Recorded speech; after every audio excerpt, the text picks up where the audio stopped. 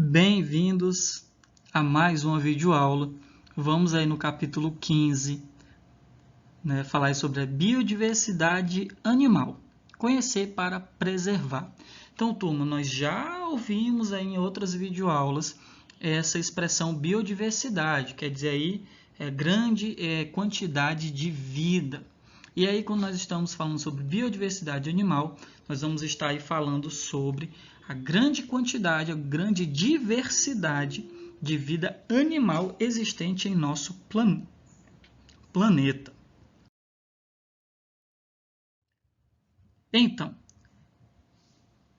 se já nos surpreendemos com a biodiversidade vegetal, nós vimos aí que existem várias e várias espécies de plantas, várias e várias espécies de seres vivos pertencentes ao reino vegetal. Chegou a hora, turma, da gente conhecer a biodiversidade animal. No reino dos animais, encontramos uma enorme variedade de espécies, desde a minúsculos mosquitos até os enormes leões.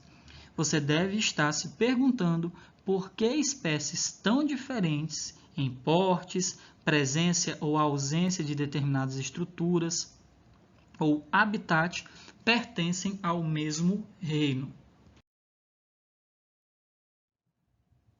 Para entender melhor essa classificação, vamos definir o que são animais. Os animais são organizados em eucariontes, ou seja, possuem células com núcleo organizado, multicelulares, ou seja, são constituídos por mais de uma célula, e são heterótrofos, ou seja, não produzem o próprio alimento. Nós, seres humanos, também estamos incluídos neste grupo, nesse reino, no reino animal. Sim, podemos dizer então, turma, que temos parentesco com os leões e os mosquitos que já foram citados anteriormente. Esse parentesco ele pode ser mais ou menos próximo conforme uma série de características classificatórias, que a gente vai falar um pouquinho sobre elas. Então, o reino Animalia possui uma grande variedade de organismos. Assim como em outros reinos, podemos subdividi-los em grupos que nós chamamos de filos. Nesse reino, são levados em consideração para agrupar em filos aspectos como simetria, presença de coluna vertebral, tecidos corporais, segmentação do corpo, evolução. Outro ponto de relação com relação à biodiversidade animal é o aspecto ecológico. Ecologia, turma, é o estudo dos seres vivos em sua relação entre si e o meio ambiente. Todo e qualquer ser vivo tem sua importância no meio ambiente. Muitos animais correm risco de extinção ou já foram extintos sem nem percebermos. Outros animais, ao entrar em desequilíbrio populacional, podem gerar uma série de consequências para a região onde habita. Então, nós temos aí que viver em harmonia com a natureza, para que nós não nos prejudiquemos e nem prejudiquemos outras espécies. Com certeza você já deve ter ouvido falar em alguma situação em que, por poluição ou outro motivo, um grande número de indivíduos de determinada espécie morreu, causando a multiplicação desordenada de outra espécie. Turma, isso acontece porque no meio ambiente as diversas espécies vivem em equilíbrio e quando por algum fator prejudica alguma população, outras espécies também serão afetadas. Estudaremos esse processo um pouco mais adiante, em capítulos aí futuros. Pois bem, a partir desse capítulo vamos conhecer os representantes do reino Animalia e suas características gerais. Veremos também abordagens sobre a importância ecológica dos grupos de animais, Antes disso, porém, vamos estudar as características gerais desse reino. Vamos começar, então, pelos filos do reino Animalia. Então, nós temos aí, quem são esses filos? Poríferos, quinidários, platelmintos, nematelmintos, moluscos, anelídeos, artrópodes, equinodermos e cordados. Esses são aí os subgrupos, né, do reino animal.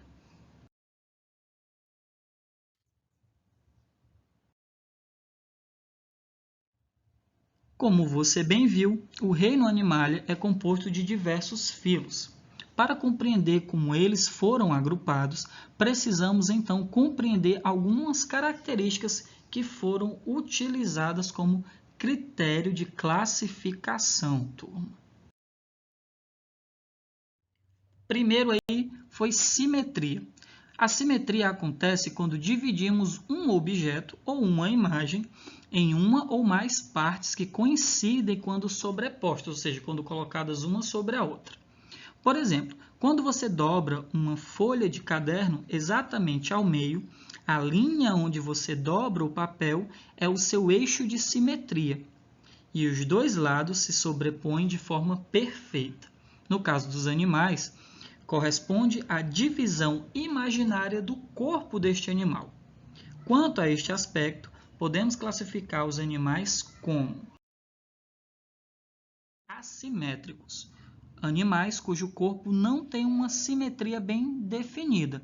Podemos aí citar como exemplo as esponjas do mar, e vocês aí conseguem na imagem observar que realmente o formato aí do corpo deste animal ficaria difícil de imaginar ali uma linha na qual dividiria o corpo deste animal em partes iguais. Simetria bilateral. Ocorre em animais cujo corpo é dividido em duas porções iguais. Temos aí na nossa imagem uma borboleta. Você percebe que o lado direito está exatamente igual ao lado esquerdo, mas um outro exemplo que nós poderíamos citar é o corpo humano. O nosso corpo humano tem simetria bilateral. Temos aí a simetria radial. Ocorre em animais cujos eixos imaginários obedecem aos raios que saem do centro de uma circunferência imaginária. Podemos usar aí como exemplo as estrelas do mar. No nosso caso da nossa imagem, nós temos uma anêmona do mar, que também possui simetria radial.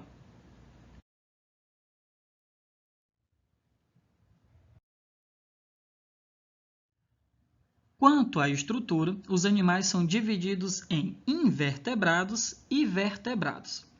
Essa classificação leva em conta a ausência de coluna vertebral ou a sua presença. Quando há ausência, nós dizemos que o animal é invertebrado. Quando há presença, nós chamamos o animal de vertebrado. Dos filos citados nos slides anteriores, encontramos animais vertebrados apenas no último, ou seja, no filo dos cordados. São exemplos de invertebrados, esponjas do mar, insetos, polvos e caramujos. Como exemplo de vertebrados, nós podemos citar peixes, anfíbios, répteis, aves e nós, mamíferos.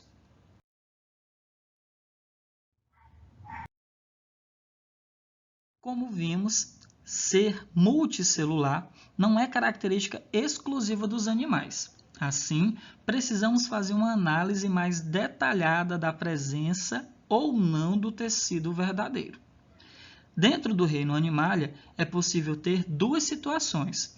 Por isso, dizemos que há dois sub-reinos. Então, vamos lá. Temos aí os parazoários, grupos de animais que não possuem tecido verdadeiro. Podemos aí citar como exemplo os poríferos, que são as esponjas do mar, e os eumetazoários, grupo de animais que possuem tecidos. Nesse grupo, encontramos desde quinidários até os cordados.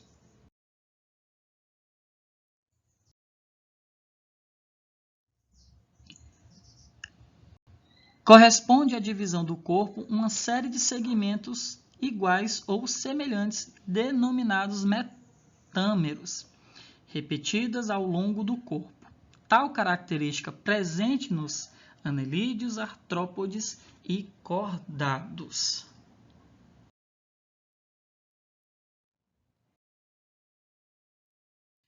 Em relação à evolução, acredita-se que os ancestrais dos animais tenham sido protozoários, que se juntaram em colônias e formaram organismos multicelulares que se dividiram em dois grupos: os que continuaram como um simples agregado de células, atualmente chamados poríferos, e os que se tornaram estruturalmente mais complexos, como os filos de eumetazoários.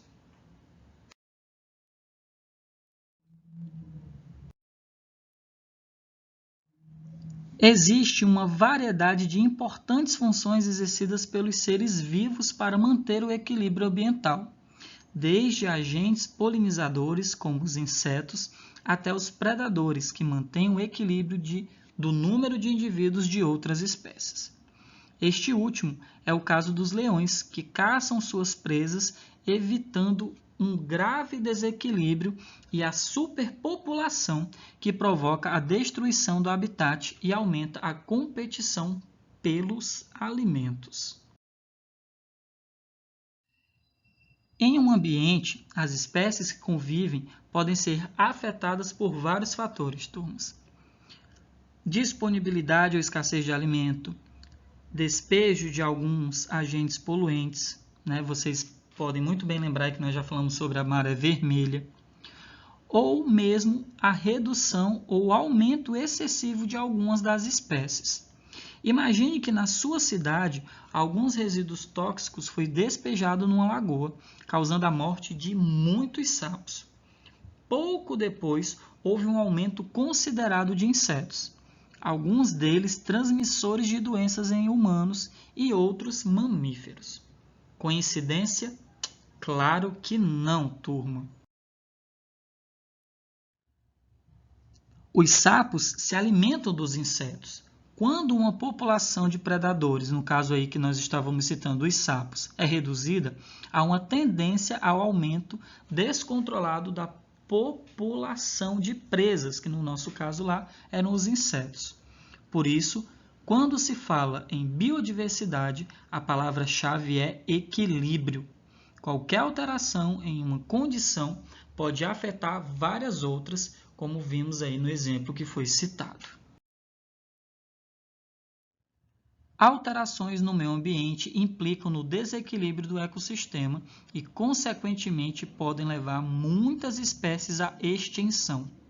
O principal fator que provoca sérias alterações ambientais é a poluição, ou seja, o lançamento de gases tóxicos pelas indústrias, seja o derramamento de petróleo nos oceanos. Como se observa, é a ação humana sobre a natureza que provoca os principais tipos de alterações ambientais, levando muitos seres vivos à extinção. Então, turma, finalizamos aí mais uma videoaula. Agora vamos aí colocar em prática o que foi explicado. Então, vocês vão aí desenvolver as páginas 200 e 201 do nosso livro de ciências, para realmente termos aí a certeza de que o conteúdo explicado foi realmente compreendido e fixado por vocês. Não se esqueçam que, em caso de dúvida, vocês podem mandar as dúvidas de vocês lá pela nossa sala virtual. Forte abraço e até a próxima.